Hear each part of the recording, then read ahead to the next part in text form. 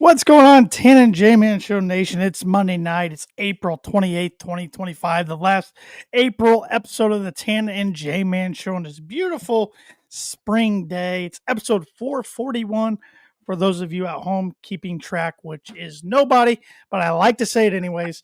Streaming live on the ISC Sports Network, the ISC Sports Network YouTube page, as well as the Tan and J-Man Show Facebook page and YouTube channel.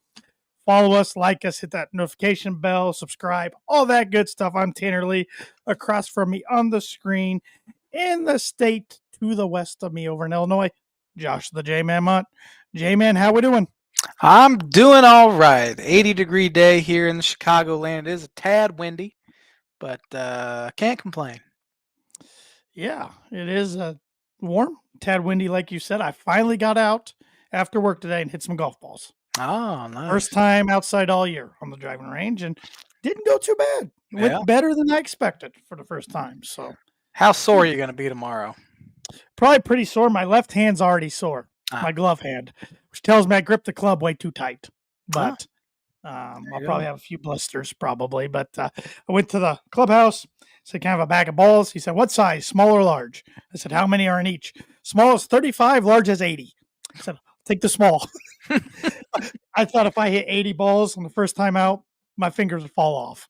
So, you said small or large, and my brain immediately went to different size balls. Like, it doesn't make any sense. But now that you said the quantities, that makes sense to me.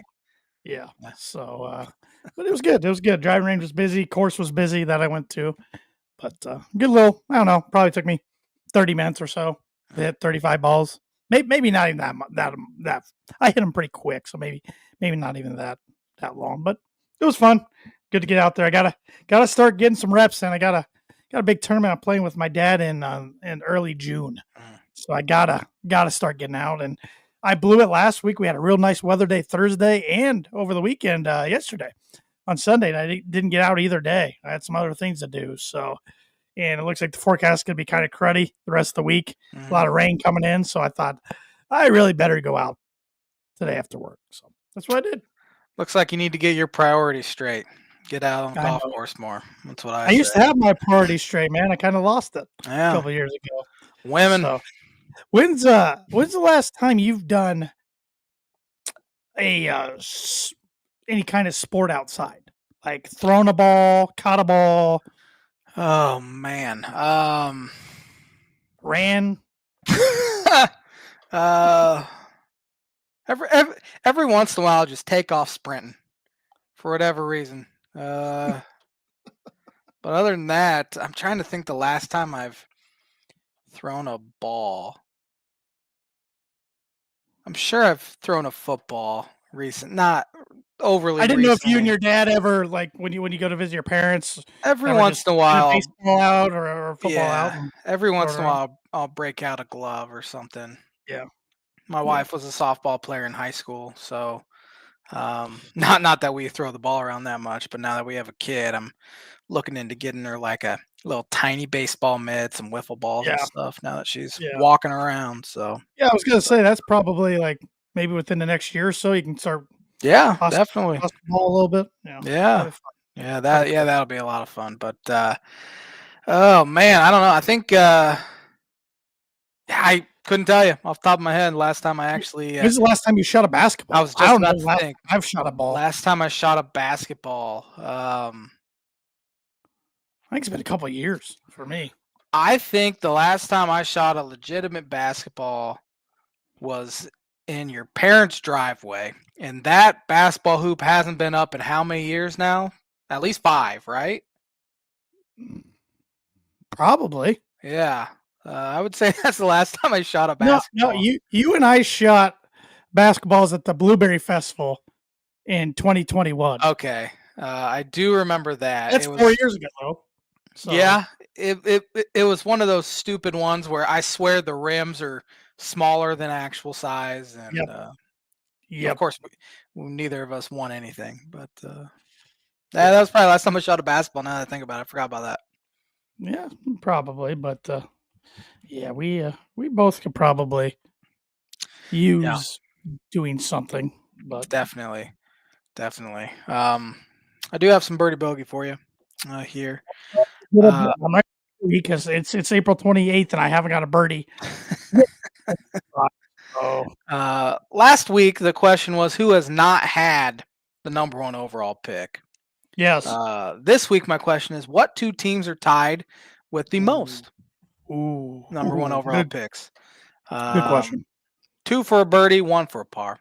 I'll Okay, help you out a little bit, but I I need want to it. say we might have had this question in the past. It Sad sounded thing is I don't remember. it sounded familiar to me, but then when I saw the answers, like I don't know. So maybe we did. I don't remember, and honestly, I don't think it matters Yeah, because we're both so bad at it anyway that we we'll probably are. forget. But birdie or bogey is brought to you by Arlington Public House for good food, cocktails, casual atmosphere. Located at 703 Main Street in Rochester, Indiana.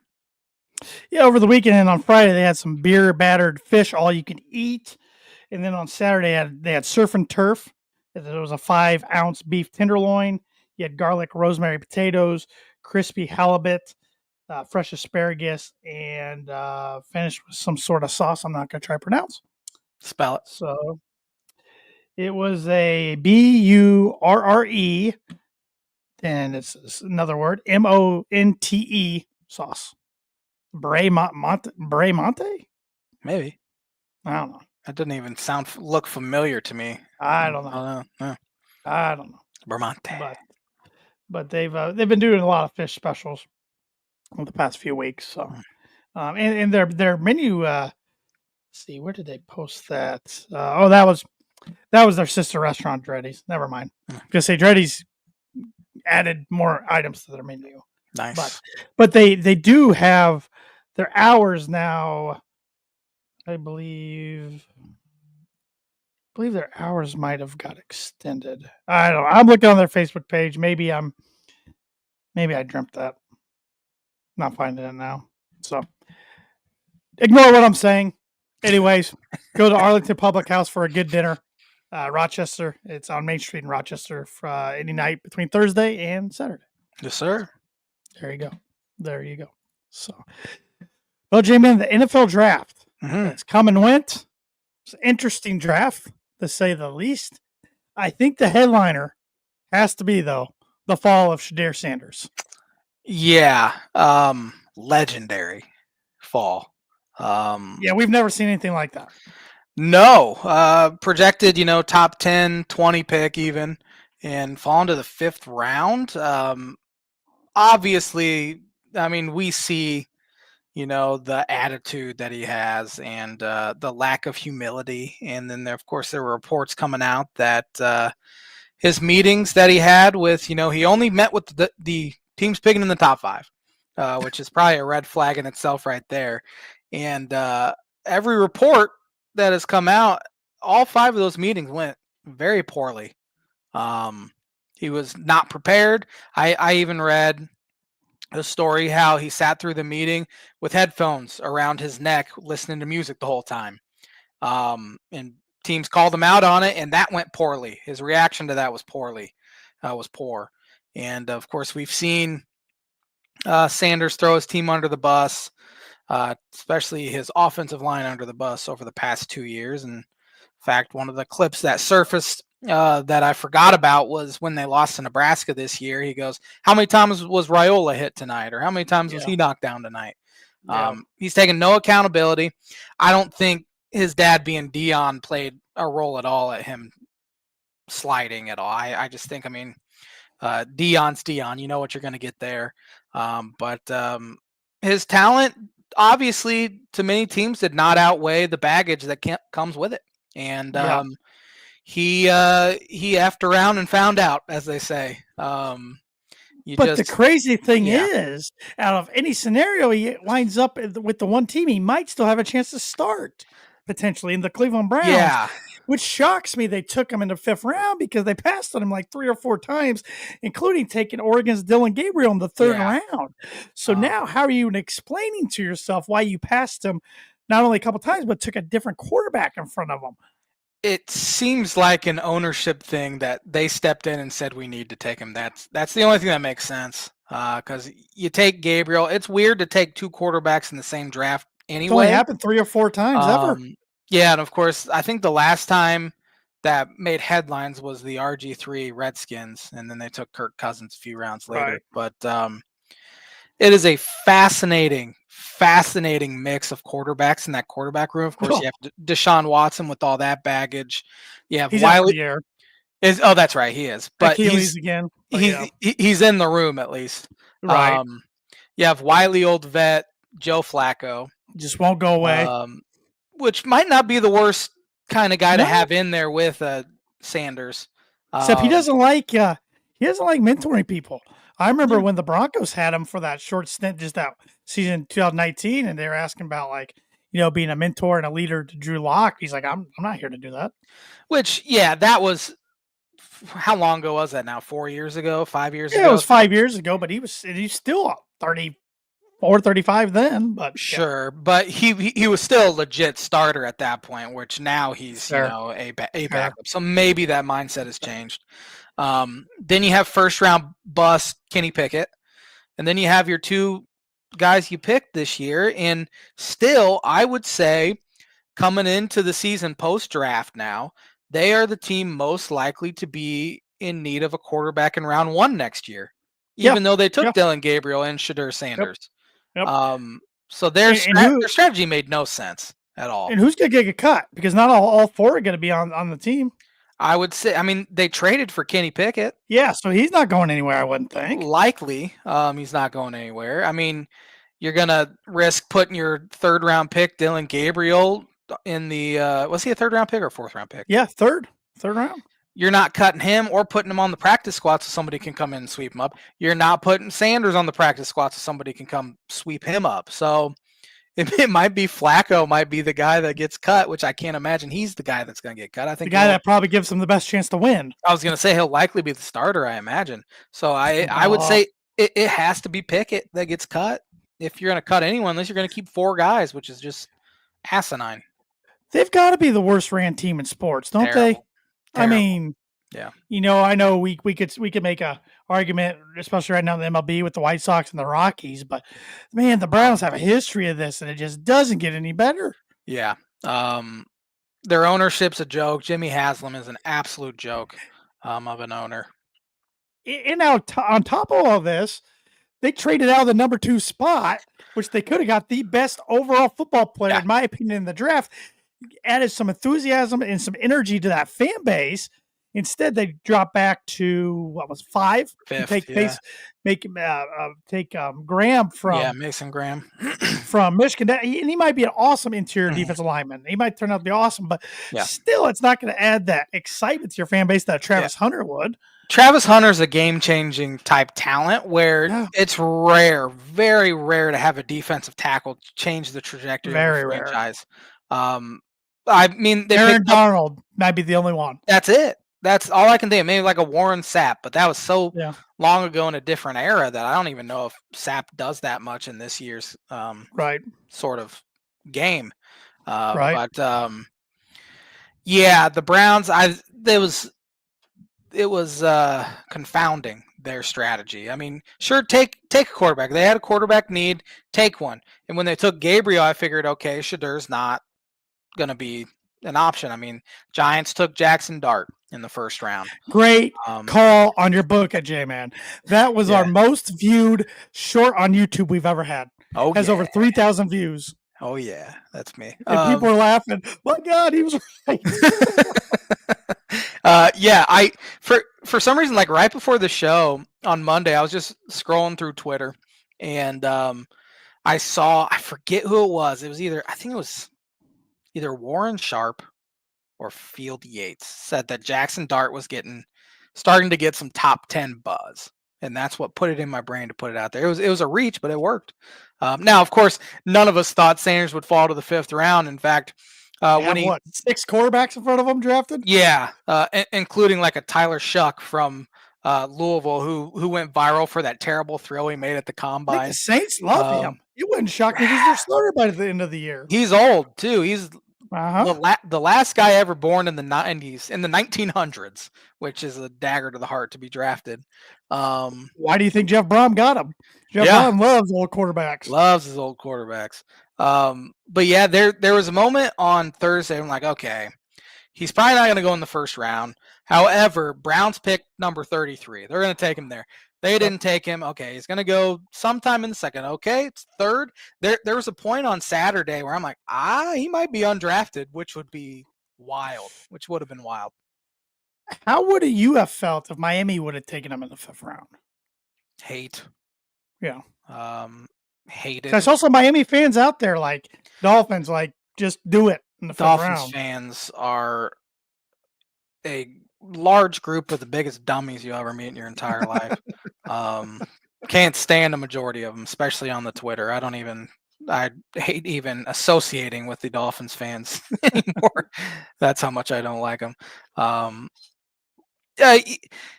For a backup, you don't want that kind of media attention. I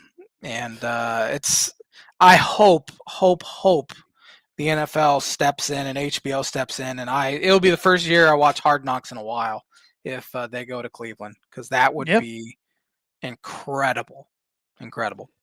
And my wife and I were eating lunch at Red Robin, no free ads, on Saturday. The draft was on, and he's making his slide. He hadn't been taken yet, and my wife's like, "You think the Broncos will draft him?" I'm like, "No."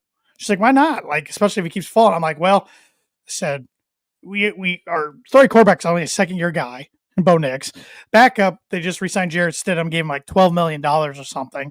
Not gonna, you're not gonna bring somebody else in to be a backup. Said already signed Sam Ellinger as your 3rd string, and I said of any team, because you know what kind of media circus is going to come with Shadir Sanders. The team associated in the state of Colorado cannot take him. Yeah, that would be the worst. So I mean, I wasn't worried they were going to take him. I knew they weren't going to take him, but it was just funny explaining that to her. And I'm like, the Broncos franchise has already been through a media frenzy with a quarterback once before named Tim Tebow. Yeah, and similar. And this would be similar, but a little different. So I honestly thought, when he fell past the Steelers at 21, I'm like, how far is he going to slide? And I thought maybe the Steelers would grab him on day 2. Another team I thought made sense was the Rams. That's exactly what I was thinking. One team that even though they passed him once or twice, like if they did eventually draft him and he goes like, why'd you, pass on me? They had a good excuse or reason saying, well, we're still going to have Matt for the next year or 2. We need to give up some pieces around him, but we also realized, with his career coming towards an end, we need to get a backup, but we had to get some pieces there first. So I thought they might have more reasoning, but they didn't do it. Yeah, I was thinking even in the first round of them potentially taking him, once he got past them and then Pittsburgh, I felt a slide was going to happen, but I thought maybe Pittsburgh would trade back into the first round or the Rams would trade back into the first round. And it just didn't happen. And maybe it'll humble the kid a little bit. We'll see how he handles being a backup or a practice squad guy if you are going to put him on the squad. I wouldn't want that kind of distraction, especially for a guy that's not going to start for me. Right. And that's a reason why I didn't want the Dolphins to take him. Of course, they had a bunch of needs elsewhere that it wasn't quarterback, although they did take Quinn Ewers in the 7th round, which what an idiot he is. He could have gone back to school and made $8 million, and now he's likely going to be a practice squad guy, I imagine, for somebody. If it's not, it was funny. So. It was funny. Good friend of the podcast, Evan Webb, shared in our college football 25 group chat the title cover of the game last year had Quinn Ewers, Donovan Edwards from Michigan, and Travis Hunter, undrafted, 2nd overall. Yeah. So, and that actually got me thinking today about who's going to be on the cover of this upcoming game. Gotta imagine Arch Manning's going to be one of them.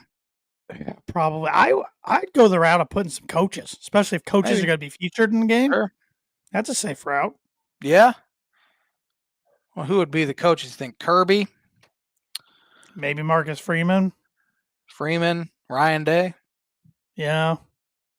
Dabo maybe have a case, but other than that, there's not really any unless they could strike a deal, like I don't know if they're gonna have any features in the game of like legends or anything.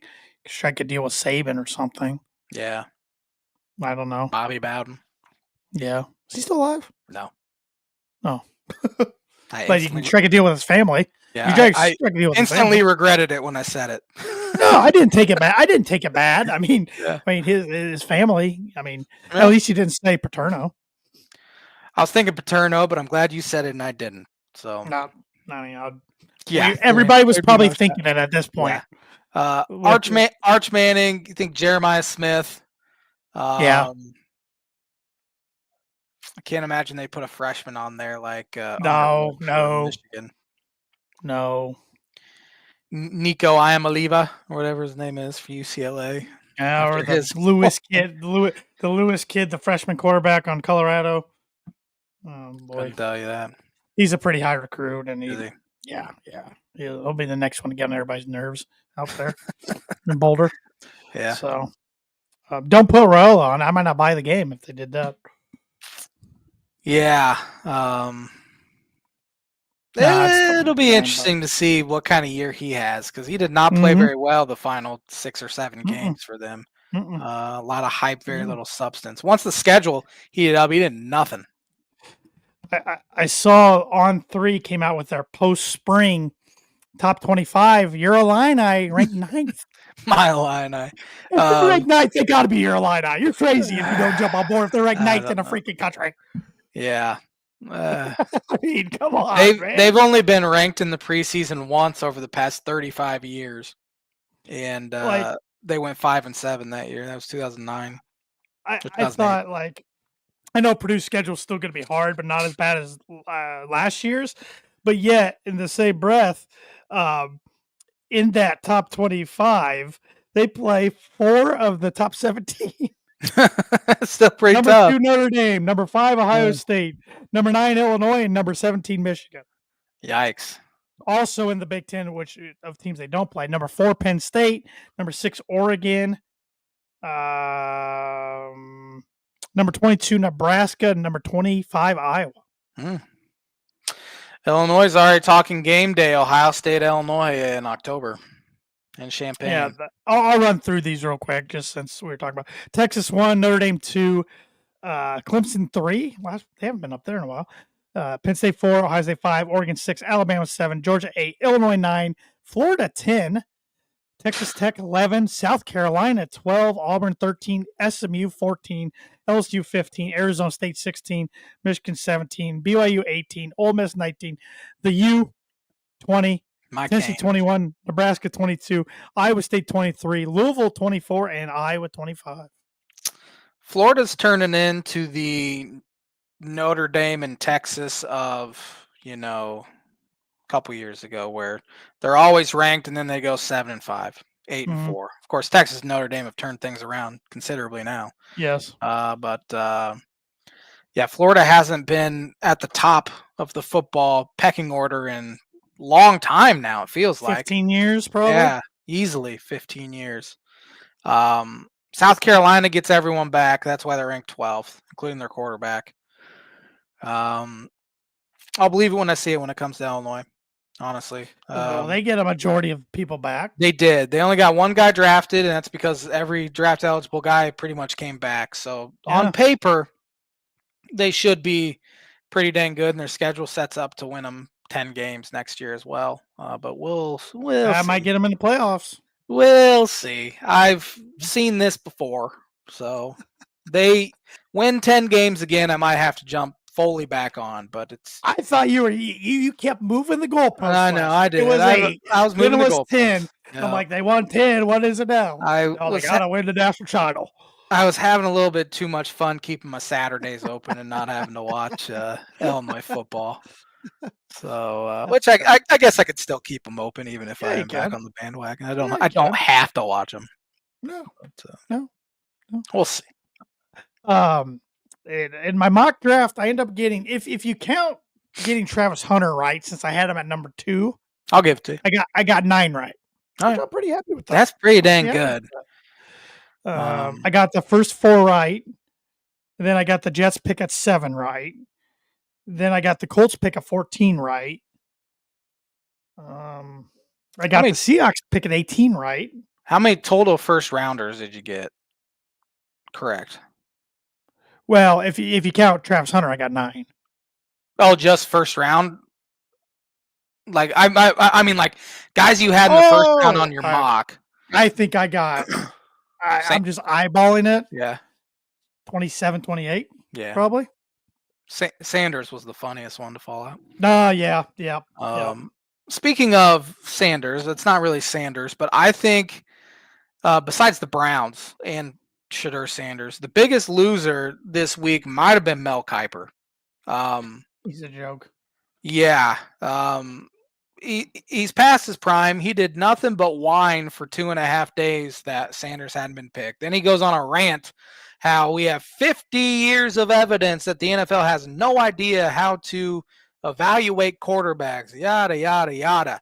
He just seemed like a bitter, past his prime man. Mm-hmm. And I haven't watched ESPN's draft show in years now. I'm all NFL Network. I think they do a lot better job.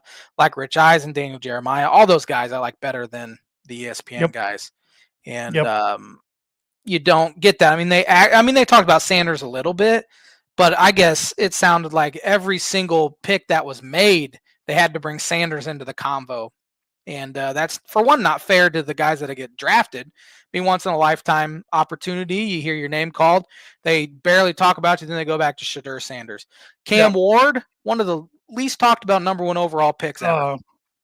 And I feel bad for him, but maybe that's good for him. He can kind of fly in under the radar. And so ESPN's got to figure that out because it's kind of a dying thing anyway.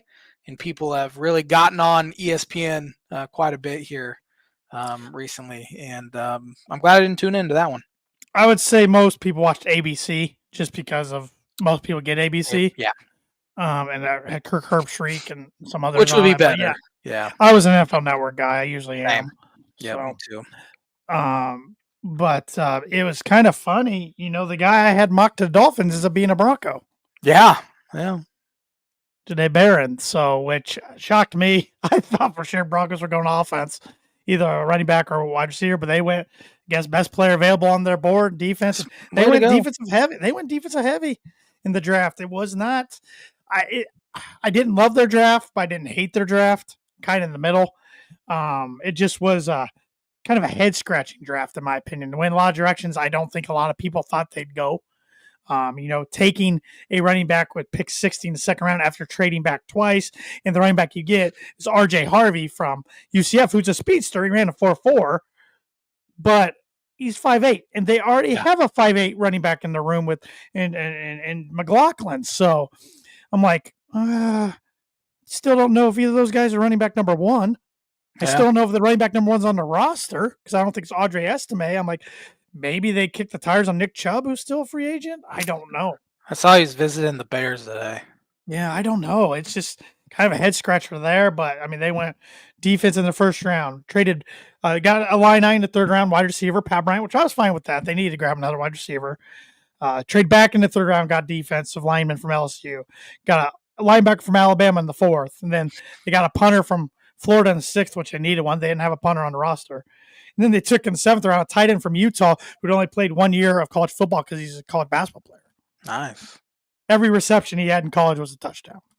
Jimmy Graham. Doubt he makes the team, but everyone's like, hey, Sean Payton did it with Jimmy Graham. I'm like, come on. I mean, they were saying the same thing about RJ Harvey. He's just looking for his next Darren Sproles, which this was only the fourth time Sean Payton has drafted or one of his teams has drafted a running back inside the top first 60 picks. Wow. And the others being Reggie Bush, Mark Ingram, and Alvin Kamara. So all three pretty good too. Yeah, if he can be like that, I won't complain. So we'll see. But really, Vance Joseph has no room to complain about defense next year. And the defense, as good as it was for a majority of the year, they were limping to the finish last year during the season. So probably picking up depth too will help that. Yep. So yep. Pat Bryant though, he's good. Tall, not fast, doesn't separate much, but catches everything in his vicinity. It's kind of Reminds like me of, Cortland Sutton. yeah, reminds me a lot of Devontae Parker, honestly. Yeah. About the same size, good hands, but he's not gonna beat you at the line of scrimmage because he's not very fast, but he can Yeah. jump. And yeah. Dolphins draft. Were you happy with it? I'll be honest. I don't think I've ever been unhappy with a draft afterwards. It's hard not. You kind of buy into it. But no, they did fine. Honestly, I mean, they only had 2 picks in the first. They had 4. They had a pick in the first, second, third, and fourth round, but they traded their third and fourth round picks. So they ended up with 3 5s, a 6, and 2 or 3 7s, something like that, with on top of their first and second. But drafted for need. I mean, they got a guy in the trenches, Kenneth Grant, who should be a plug and play guy there, and then Jonah something from Arizona, an offensive lineman, Sava something. Kenneth Grant was one I did not have. Not in the first round at all. No. I think a lot of guys had him in the bottom half of the first round or early second, but he was kind of rising at the end. Yeah, they went for need, which is kind of frustrating. So you prefer them to take best player available. But they really have no one on their defensive line besides Zach Sealer right now. So they kind of had to. And then they took a guard that should be able to play right away, start right away, which again, need offensive line. Then went DB heavy in the and so kind of a boring draft because you didn't really have skill position needs. Which it's always more fun to take wide receiver, running back, that sort of stuff. You can tight end than it is guys in the trenches, but we'll see. Still have a lot of needs and not many guys in the free agent pool to pick from at this point. So it could be interesting. Speaking of tight end, that's where the 2 local teams in Illinois and Indiana and a majority of Tan J-Man Show Nation's favorite teams, I'm guessing, the Bears and the Colts. That's where they went. Bears to Colston Loveland at 10 from Michigan. And so Tyler Warren from Penn State fell right into Colts' lap at 14. So I think both were good draft picks by those teams. Yeah, the Bears pick was kind of surprising. I thought they'd go offensive line. I think a lot of people thought they'd go offensive line there, but you get another weapon who is also a lot of weapons on paper, man. Very good. Yeah, very. I mean, their second round pick, Luther Burden's also very good. He was from Missouri. Yeah, projected first round pick that fell to the second round. So yeah, you had him. You get Loveland. You get they no excuse. I mean, you get your head coach in that is supposedly this offensive guru genius, like he proved in Detroit. We'll see if that carries over to being a head coach, because there's a lot of times we've seen that it doesn't. Once you have to coach an entire team, you can't just be an offensive coordinator in a head coach name. You're the CEO now of the team. You are the CEO, which he seems more like a CEO than like a Mike McDaniel does, or stuff like that. But no, Tyler Warren might be my favorite player in the draft. Yeah, he's fun to watch. Fun to watch. And Colts needed some weapons as well, and they ended up taking Riley Leonard in the 6th round. So that's kind of funny. Gotta think he's probably third string, but still, I mean, that's the most inaccurate quarterback room I think we've ever seen. Richardson less than 50% completion in today's NFL is just like almost disgustingly bad. And then Daniel Jones isn't much better, and Leonard's not overly accurate either. They have some athleticism in that room, though, for sure. I'll give them that. One pick I was happy I got right was Matthew Golden going 23 to the Packers. And that was good for the Packers and being alive at Green Bay, because how many years have we been saying they got to go wide receiver in first round? They don't do it. 23 years, I think. Finally they do. And the reaction of the crowd was pretty good. They said Green Bay did a pretty good job hosting.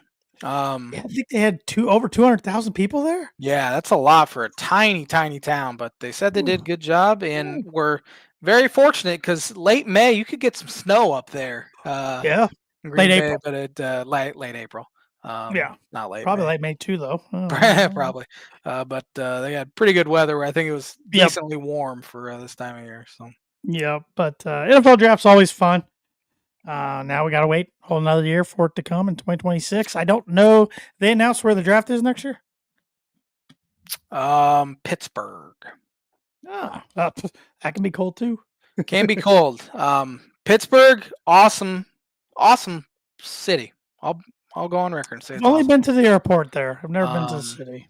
It's very clean, very nice. Seem like pretty nice people. Very walkable too, which is huge when it comes to cities, because New York, Chicago, LA aren't walkable at all, really. Right. For the most part.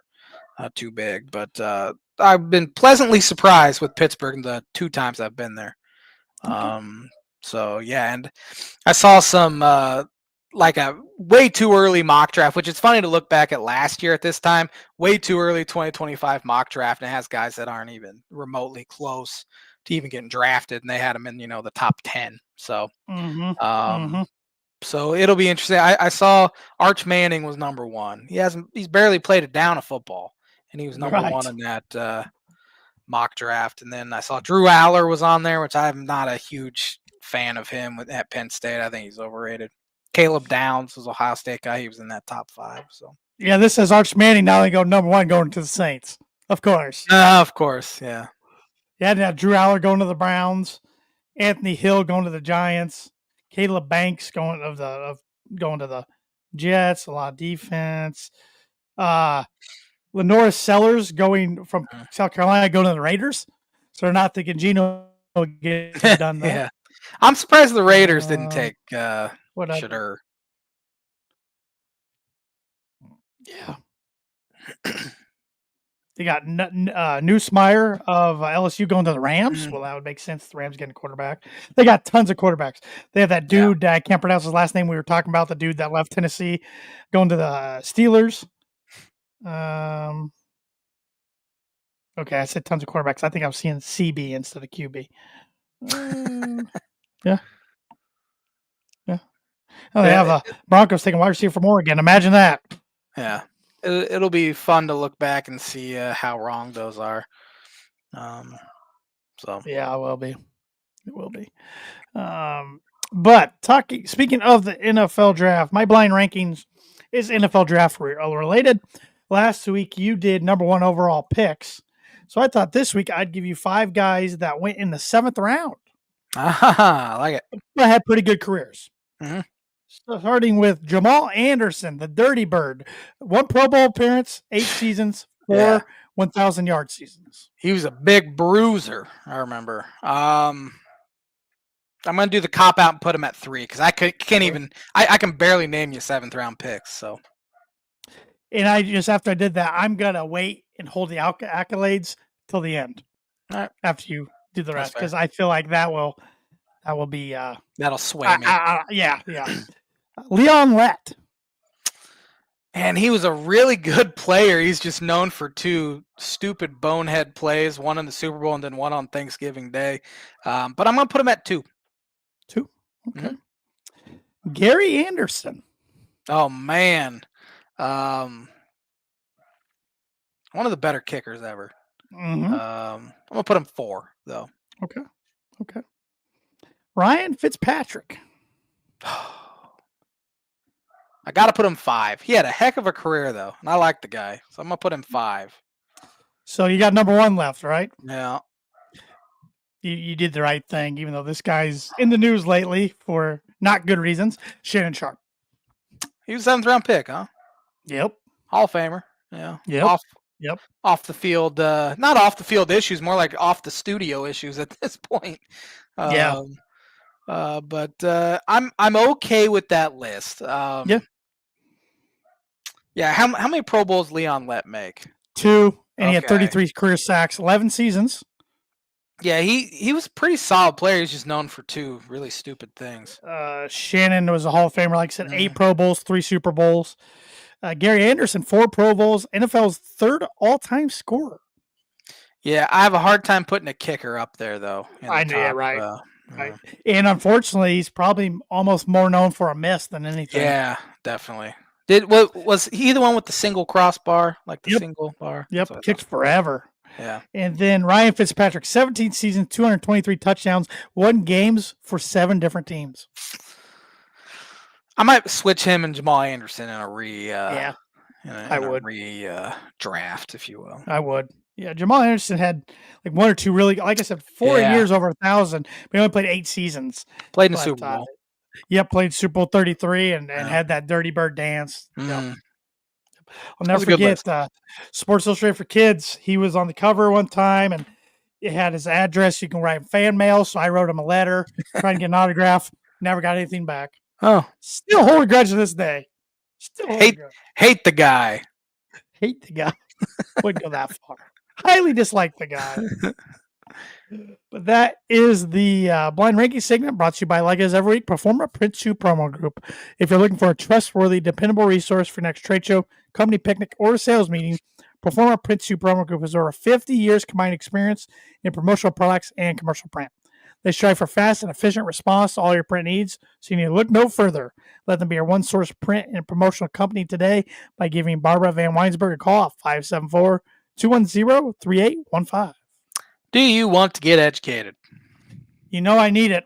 Every week I need it really bad. So, on this day in 1887, Europe's first motoring competition is won by the Marquis de Dion on a steam-powered quadricycle built by French toy maker and engineer Georges Bouton. French newspaper La Velocipede organized the test, and Bouton was the only participant, but they won, even though they're the only participant. I was wondering where you go with that. Yeah. I'm like, I know some of these words, but that was pretty good ending.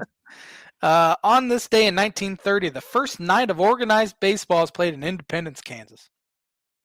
I feel like we always have these night baseball on this days. It's like, which ones are true, which ones aren't? 1930, though. That's Man, yeah. it's almost 100 years ago.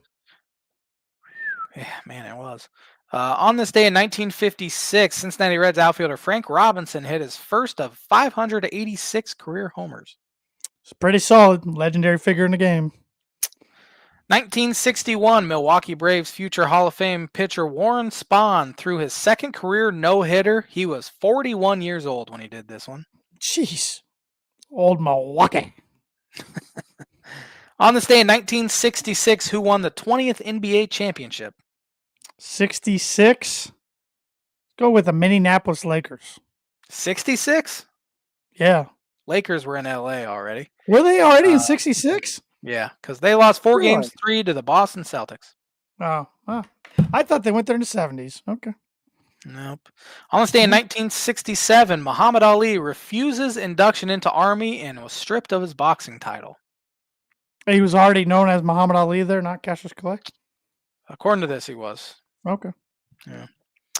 On this day in 1985, Billy Martin was named New York Yankee manager for the 4th time. This is embarrassing. You read about that. They kept going back to him. Couldn't quit him. No. On this day in 1985, Fernando Valenzuela set a record 41 scoreless innings to start the season. Not too shabby. Yeah. On this day in 1987, the NBA announced expansions to Charlotte, North Carolina, and Miami, Florida in 1988, in Minneapolis, Minnesota, and Orlando, Florida in 1989. I was going to say, I knew Orlando and Miami around the same time. Yeah, 1 year apart. Who was the number 1 overall pick on this day in 1987 in the NFL draft?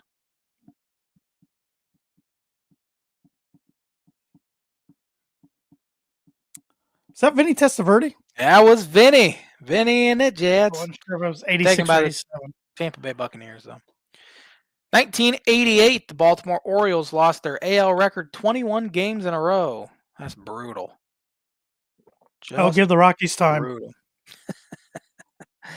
On this day in 2003, Andre Agassi recaptured world number 1 ranking to become the oldest top-ranked male in the history of the ATP rankings at 33 years and 13 days. He was my age. He was number 1 ranking tennis player in the world. Our age, sorry. Number 1 ranked tennis player in the world, and I'm celebrating a 3,000 view YouTube clip. Yeah. I saw something about him on Twitter over the weekend. He's was playing pickleball either with the number 1 player in the world or against him. Nice. I don't know. I didn't read the article, but yeah, he's pickleballing now. Who was the number 1 overall pick in 2007? Is that Eric Fisher? Eric Fisher, I think, was 2013. Oh my God! All right, wait. All right. Oh God, I'm acting like after me now. It was 2013. 2007. I'm between two guys. Is that Matthew Stafford? He was not. No. I think he was 2008. Okay. Purple drank himself, Jamarcus Russell. Very forgettable. Yeah. What about 2011? Oh, that was Cam Newton. That was Scam. What about 2016? Vaughn was number 2. 2016. I think here's who was 2016? 9 years ago. Was that Jared Goff? You got it. That's pretty good. Last one here. 2018, Shaquem Griffin is the first one-handed person to be drafted into the NFL, selected by the Seattle Seahawks. Seahawks. He's what? He played a year or two? Yeah, special team. Yeah. Pretty cool stories though. Yep, very cool. Very cool. And speaking of Seahawks, I like them getting Jalen Milroe. Here's a bold one for you. Jalen Milroe is their starting quarterback by the end of the year. After signing whatchamacallit, Darnold to now, I'm not saying he could get injured. He could play bad. He could. Yeah. Just throwing something bold out there. You threw a good bold one out there last week. All right, I like it. I'm trying to throw it out there and get some traction. We'll have to remember this one. Yeah, we won't. But yes, we should try. Good on this day list this week, which is brought to you by Like It Is Every Week. Mooney Woodcrafts. Mooney Woodcrafts is a veteran-owned and operated woodcraft shop based out of Texas with Indiana grassroots. They provide 100% hand-cut custom designs that fit your needs, and their pieces are a great addition to any home, office, or man cave. You can see some of their recently completed projects by visiting their Instagram page and their Facebook page at Mooney Woodcrafts. That's their handle on Instagram. And if you let them know that Tan and J-Man Show sent you, you get 15% off your first sign order. Mother's Day is just a couple weeks away, and Father's Day right after that. Soon it'll be Christmas. So get your sign orders in. Let Thad know the Tan and J-Man Show sent you. And you get 15% off your first one. Baseball. Unless you have anything else. No, I don't have. The only other thing I was going to hit on, I have watched a little NBA lately, the playoffs. I do got to say the playoffs are more enjoyable to watch than the regular season. Pacers looked good last night, up 3-1 against the Bucks. Now Damian Lillard came out today. He tore his Achilles, so he's done. I think the Bucks are done. The Pacers should be advancing, but then they get most likely, unless the Heat make one of the, which would be like the greatest comeback in NBA history. Yeah, they'll be playing the Cavaliers, and I don't know if they can beat the Cavs. It's time for the Bucks to blow it up. That's my thought. They got their championship a handful of years ago. They did. I think I'll go on record and say I think Giannis is traded this offseason. I think it's time. Yep. Trading for Dame Lillard has gone poorly. I mean, they've been fine, but not a title contender really. And I think it's time to maybe move on from Giannis and kind of start over a little bit. Yep. And it'll be interesting to see if like the Denver Nuggets kind of follow the same. Maybe not trade Jokic, but I think they'll start changing some things because it's kind of getting stale. I think they might go get another piece around Jokic and get rid of Murray, or Michael Porter Jr. is probably gone. Yeah. It still blows my mind that Eric Gordon's buzzer-beating dunk was the first buzzer-beating dunk in playoff history. Yeah. I don't know what the rule is because it was definitely still touching his hand. But it was more than halfway through the rim or through the net. So I don't know what the rule is on that one. They needed it though, or they were done, in my opinion. They were down 3-1 and now it's 2-2 and they probably got momentum flipped back to their way.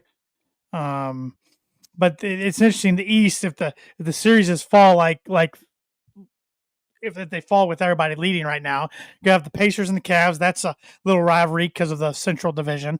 And then you got the Celtics and Knicks. That's a rivalry within itself. Pistons have played the Knicks tough. They have. They have. They're down 3-1, but I think the last 2 losses they've had were by 2 or 3 Yeah, the points. refs kind of screwed them over They yesterday. did yesterday for sure. But yeah, they've played them a lot tougher than I thought they would. Then the West, yet OKC already eliminate the Grizzlies. Yeah. They'll play the winner of the Clippers and the Nuggets. It looks like unless they have a comeback, the 3 seed Lakers going to be going home to the 6 seeded Timberwolves. Yeah, the Wolves and Lakers were they differed by 1 game this year, so it's not like it'd be a major Right. upset. Right. But yeah, another year where LeBron doesn't get another one, and he'll be 41, and I think this fall. So it'll be. He's still producing unbelievably though. He didn't score a single point in the fourth quarter when they blew a double-digit lead. So a lot of people have been on his case for that. When's he done? I don't know. He played with his son. Is he waiting for the other one to get there? The other one's supposedly I don't know. not very good, even though he's going to Arizona. Bryce? Maybe he wants to bring maybe he wants to bring the Lakers a real championship outside the bubble. Well, they traded for 25-year-old superstar Luka Doncic, and that was for the future, J-Man, not for this year. That's what they say. Yeah, well, when is the future happening? Because both those guys are incredibly expensive. Yeah. And then Austin Reeves is really good too, so you're gonna have to pay him eventually too. Yeah. I don't know. And the Warriors are up 2-1 over the Rockets. Game 4 is tonight. Yeah, so that could be an upset if you want to call it an upset. Steph Curry is still pretty dang good. Yeah, he's getting old too, but he still produces. They played really good basketball after they traded for Jimmy Butler, and it's kind of changed their season a little bit. But nobody's ever said that before. It's usually the opposite. I know. Jimmy Butler, your season goes downhill. I know that does happen a lot. But I haven't been watching a ton. I've been watching, a little bit, and then of course the NHL. I've been watching the Avalanche do tied 2 games apiece to the Stars. But besides that, I haven't watched any. But both playoffs last so long; they both go into June. Yeah, I haven't watched a single second of the NBA playoffs. But you got a lot of baseball to watch, and your team's playing pretty good. See it on the tweeter. But my baseball team is playing pretty good. 17-12, they've had the hardest schedule in baseball so far. Every single team they've played is 500 or better, and they clinched the season series against the Dodgers, which is shocking after starting 0-2 against them in Japan. They've won 4 or 5 since then, and it's very nice. They're done with the Dodgers, they're done with the Padres, and they're done with the Arizona Diamondbacks already. So you don't have to worry about them until October, should the Cubs get there. But game and a half up on the Reds. Reds have had a very easy schedule. They got to play the Marlins and Rockies this week, and they destroyed the Rockies for the most part. But Cubs schedule's lightening up a little bit, or will be lightening up this month. They start in Pittsburgh tomorrow, which is never easy. They will have to face Paul Skeens once, I think on Wednesday or Thursday. They'll face Skeens, and they have to go to Milwaukee. So have not played a divisional opponent. They have not played anyone west or east of Texas. Until the Phillies came to town, I should say, and they lost 2 or 3 to the Phillies this week. But very, very happy with the way they've played so far. But pitching is starting to become a bit of an issue, especially since Steele's injury. The starts since Steele's injury, the last 11 starts, starting pitchers have gone 5 1/3, 5, 5 1/3, 4 2/3, 4, 5, 5 2/3, 6, 5, 3 2/3, and 7 innings.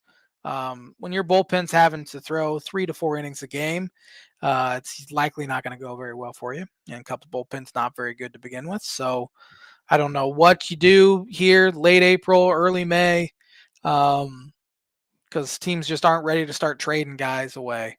So maybe the Rockies don't have any pitching. So it's not like you can kind of jumpstart that by going and getting someone from the Rockies or White Sox for that matter. The Monforts really need to sell the team. They won't, but they really need to. They won't, but they do for sure. But offense has been great. They've scored the most runs through 25, 26 games. Now they're in game 29 that they've had in their history, the 5th most ever in the Cubs history. So they're really hitting. They were kind of shut down the past 2 games, which happens. disappointing into a very good week where you went 3-2 against the Phillies and Dodgers. But just got to keep winning, and hopefully they can get more out of Dansby Swanson, because third base and shortstop have been kind of a black hole so far, especially third base. I mean, guys are making errors over there. They're not hitting. No one's produced there, which has been an issue really since they traded Chris Bryant for 4 years now. And it's continuing to rear its ugly head. Dansby has been one of the worst hitters in baseball. He's been so good defensively that you can live with it. But Craig Counsell's still hitting him fifth. And he's hitting 123 with guys in scoring position this year, and striking out over 50% of the time with runners on base. Took him a couple months to get going last year, but you can't wait a couple months. You're not going to take him out of the lineup because he's so good defensively, but you got to move him down. I mean, Pete Crow Armstrong's literally first player in the history of baseball with 5 homers, 15 extra base hits, and 10 steals at the end of April, ever, or through 25 games ever. So you got to move him up. He's been turned into a superstar type of talent that we saw. Now it's starting to be consistent. Kyle Tucker's been awesome. Ian Happ's been good. Just got to stay healthy. And overall, very, very pleased with the way the season's heading. But May scares the daylights out of me, because last year 8-19 in May, the year before 8-18 in May, and you go 500 in those months, and you likely make the playoffs both those years. So until they can get through May unscathed a little bit, I'm going to be a little cautiously optimistic going forward. But as I said, game and a half up on the Reds. The NL West is fantastic. I mean, Giants look like one of the best teams in the National League, 19-10. Dodgers are 18-10. Padres 17-11. They've kind of slumped here the past couple weeks. I think they're 3-8 over their last 11. Diamondbacks are good, just 3.5 out. And then you have the Rockies already 14 games out. They stink. AL West, Mariners 16-12, Rangers 15-13. Astros 14-13, A's 14-14, Angels 12-15. They're all kind of jumbled up there. Tigers look very good so far this season. Look like the best team in the AL Central. They're 18-10. Yankees are winning the AL East. I saw somebody say today about Aaron Judge, because the rest of the lineup has stunk, that he is a Maserati or a Bentley parked in a trailer park or something like that, because they're getting very little production from anyone besides Judge. But the National League Mets have only given up 12 homers this year, which is a shocking number, because you look elsewhere around baseball, and I think the next closest team's given up 22. Wow. So that's a lot of luck goes into that too. So I think that number will get more average. For instance, Cubs, I think, given up 34 homers so far this year, 32, 34 homers, something like that. But kind of hitting the dog days of May already with baseball, and this is kind of where teams start to separate themselves. So just got to keep playing. Keep playing, boys. So far, pretty positive J-Man on Twitter. So yeah, we'll see how long that lasts. Yep. They lose I like a couple. angry J-Man better. They lose 2 or 3 to the Pirates this week, and you'll see a scorched earth J-Man. What if they get swept? Oh man, you're not gonna hear much from me for those days. No, I'll be all right. It's such a long season. I've kind of the past couple of years kind of gone with the flow a little bit more than I did in years past, where every game was the Super Bowl in a sense. So. Not good for your blood pressure. Nope, it's not. But here we go with the birdie or bogey. 2 teams are tied with 7 times picking number 1 overall. Can you name those 2 teams? Well, I was trying to go back through since 2000, and that didn't do me really any good. So now I was trying to think historically, and one of these teams, right off the top of my head, I know of 5 times, and I'm guessing they've had 2 other. The Colts. Colts are one of them, so you got at least a par. Because I thought Luck, Elway, George, Manning, Browns. Good guess, but you are incorrect. So I'll give you one more guess just for fun. I don't think it's the Lions. They've had a lot of top 3 and top 5. I only remember them picking number 1 once in the last 25 years, but 7 times. So it's got to be have to be somebody that's been around for a long time. I'm gonna go Lions, even though I don't think it is. It is not. It is the LA Rams. No, wasn't even on my radar. I mean, they've had 2 number 1 overall picks since 2009. Yeah. Yeah, but and they stunk back in the day. So yeah. All right, I'll take a parlay so I didn't fall even further behind. Thanks for watching the Tan and J-Man Show. We'll be back at her next Monday with another episode. Have a great